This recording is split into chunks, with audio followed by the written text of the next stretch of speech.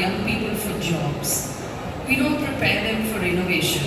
We don't have the kind of long-term funded scientific research that people go to the West to do, whether that's in healthcare or that's in any of the STEM lines. What can we do to improve R&D in India, long-term research, innovation in India, in our education institutions? See, let me tell you, as you rightly said, it should begin from the education system itself, not just private but also government. Academics is just one part. Second important part is research. How many of our institutions are actually concentrating on the right research is the question.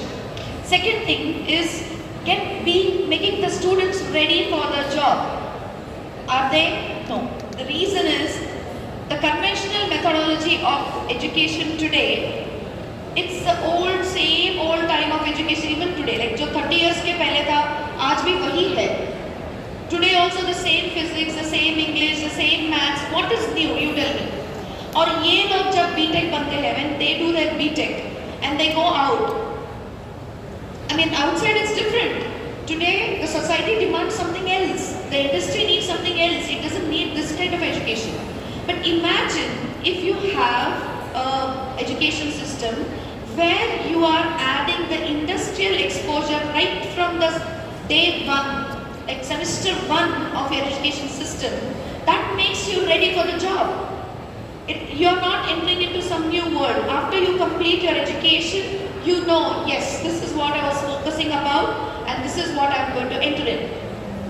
Like, I request most of the institutes to have as many as industrial collaborations, get them into your campus, give them a space, create an incubation lab, and expose your students from day one, not just theoretical, but your industry exposure is the most important. Then only the placements will improve. If we look at the West right now, whether that's Caltech, MIT, Harvard, Sloan, they have a lot of research that is funded by the private sector that the universities, PhD students are actually doing.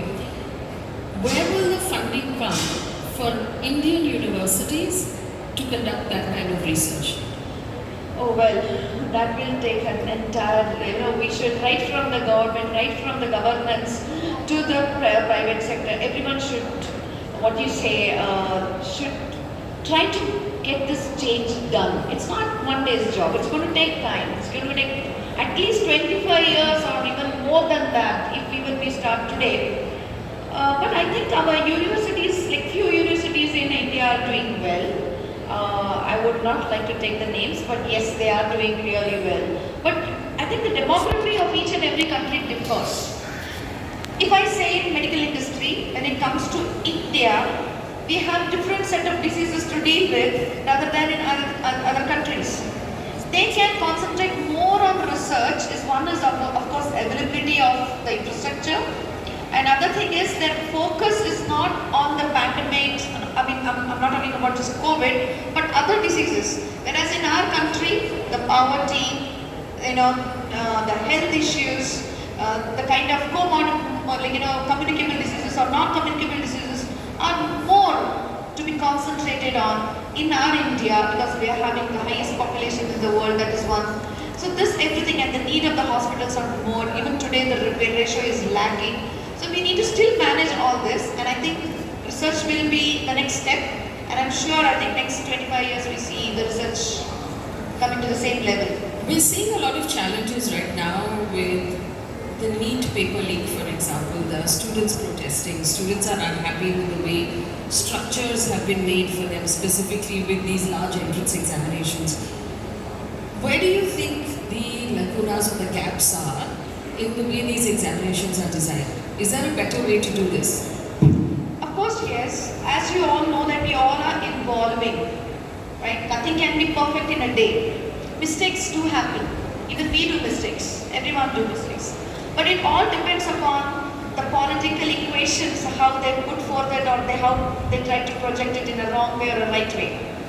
I won't say that paper leak was, I don't support it, not at all, never, because even I am a student, I know how difficult it is to cope up with it.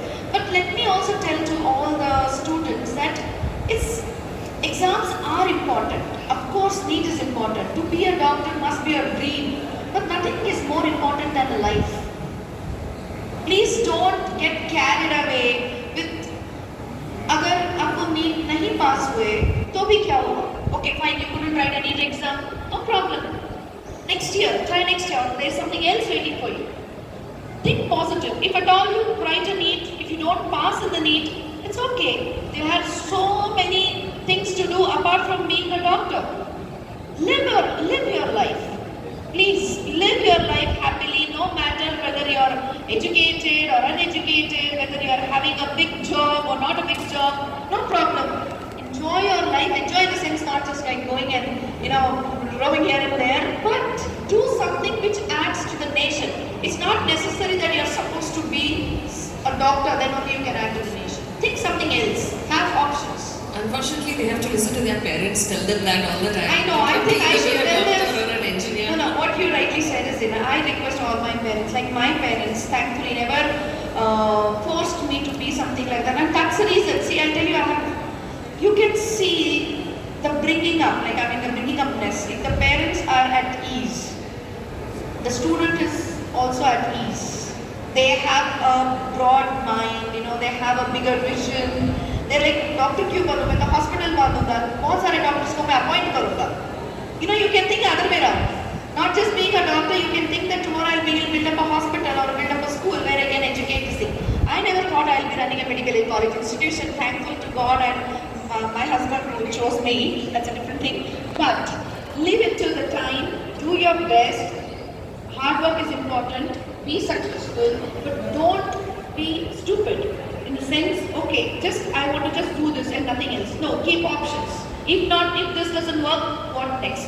And I request all the parents to please not to force your kids or your children. Let them do what they want to. Then only they will be successful, and that too happily successful. Being successful is different and being happily successful is different. So that's my opinion.